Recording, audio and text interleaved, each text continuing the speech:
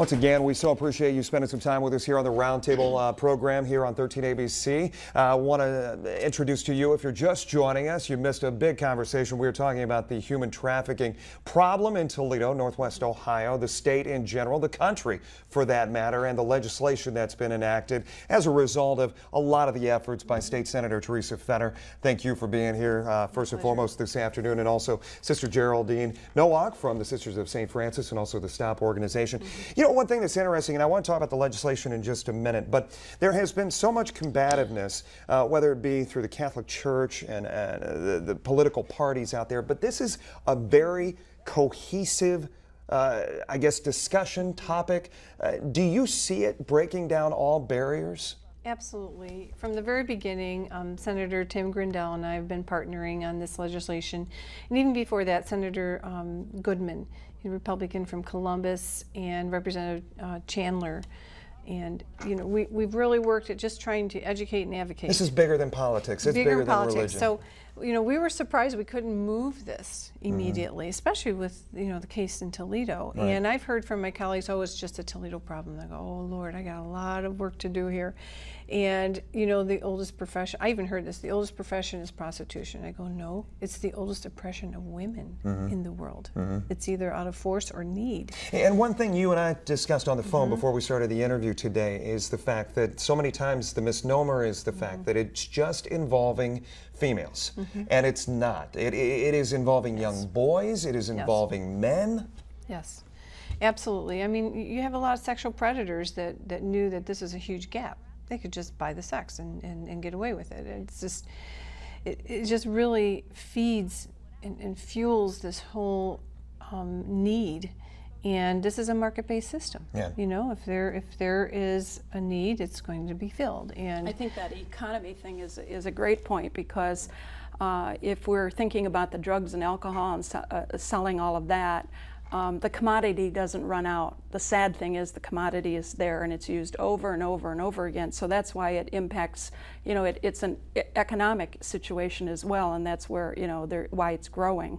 So many times we hear, you know, well, get the federal government involved, but this is a this strikes me as a grassroots going to the state level. Absolutely. And does it need to get bigger? Well, there was no lobbyist. I was the lobbyist for this issue, and I really thought a lot about how are we going to accomplish this and really root it out, because I don't want to take 20 years. We can't wait. Yeah. If we can't decide that this is a critical issue, and we have to, you know, attack this with everything we have and all of the efforts, you know, around the state, we must do this, because everything else we're spinning our wheels and we're wasting our money. We're just throwing money at something, our communities that are struggling, and we're not even really looking at what the problems are. Sister, a few months ago, the signing of the Safe Harbor Act. Actually, that was just last June 27th, and I think that being there, it was just a wonderful experience. It was the best of what government could be. It was bipartisan. Teresa Fenner mentioned that, you know, a great advocate working with her was Mark Wagner, the Republican senator representing Ottawa Hills. And so it was a wonderful experience just to be there. It sort of was the visual for your grassroots. Everyone was there. Steve Anthony, from the director of, you know, TAM, Toledo Area Ministries, holding it there.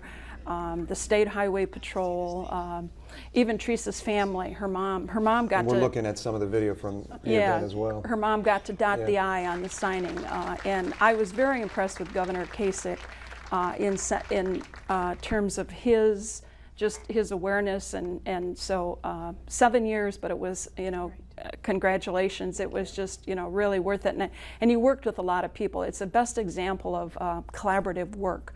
So at the government level, because we always run into the government level when we're working with the poor in whatever issue, because if you want to address something in a systemic way, you know, government's important. So government and education. So it was the best of, I think people left there that day feeling, as Teresa mentioned, she wanted that day known as Victim Independence Day. And there were victims there. There were, I believe, the victim who testified for you, she was there.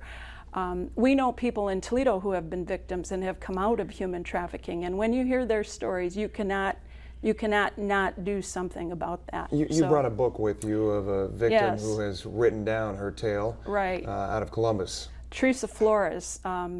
Wonderful to read her story because Go ahead as and a hold this up for our viewers there at home. as a Go ahead. teenager, she was trafficked while living at home, and she tells that story. And as a result of that, you can go to her website as well. She is with Grace Haven in Columbus and works with advocates and people who are trafficked. And she also has another program called SOAP, SOAP, Save Our Adolescents from Prostitution. What we've come to understand and know is whenever there's a large gathering, whether it's the Detroit Car Show, whether it's the Kentucky Derby, the need for human trafficking goes up, and the need to bring in these enslaved girls goes up. We did a story about when the casino opened Yes. here in Toledo that there Yes. was concern, Yes. and people needed to be vigilant. That's right. So this SOAP project, it's a wonderful day. People can take part in it. You actually go, the morning is education with Teresa telling her story, and really what, being in these motels, hotels, they don't always know where they're at. We put labels on bars of soap that has the hotline number on it, and then the next part of the day we actually go to the motels and the hotels and distribute the soap. So that's one. So Teresa Flores is I think she's a way to understand human trafficking, because I think we create stereotypes, and she definitely breaks that stereotype. And there's been a sign blitz here in the Toledo area, posting signs, making sure people get the message, know that there are outlets out there. We talked about those in our first segment. In our remaining minutes, a couple of things I wanted to tackle. The Safe Harbor Act by name Yes. gives that resource to victims, but is it as proactive as it needs to be? Well, the Safe Harbor will allow our minor victims to go through a diversion program, and then it's through the court. The court then will decide if they've been able to get all the services they need, and then the charge will be dropped. So in that regard, it's very good. We also have done what I think is a really great element for adult victims who were victimized as children or even minor or even adults. They get their records expunged. That's huge, because now they can get jobs. They are truly treated as victims. That will also allow us to gather more information about who's doing this, because a lot of them are still operating. A lot of the pimps are still operating. There's also the ability to file civil remedies, so compensatory and punitive damages, which is huge. We're also going to get more information, and we're seizing all the assets, even personal items, jewelry, gold. None of those assets that a pimp may have will be used for their help. Sister, if we have just one person watching who is either involved in this in some way, shape, or form, what do you say to them today? Get the support that you need. There are all kinds of resources out there. You do not have to be trapped in this. There's just all kinds of support. And Men, if somebody's women. watching and they're the reason behind it? Well, I think Teresa has said it with the law. It's just not, I mean, the law is there now, and it's really a lot more dangerous to be involved in this at this point.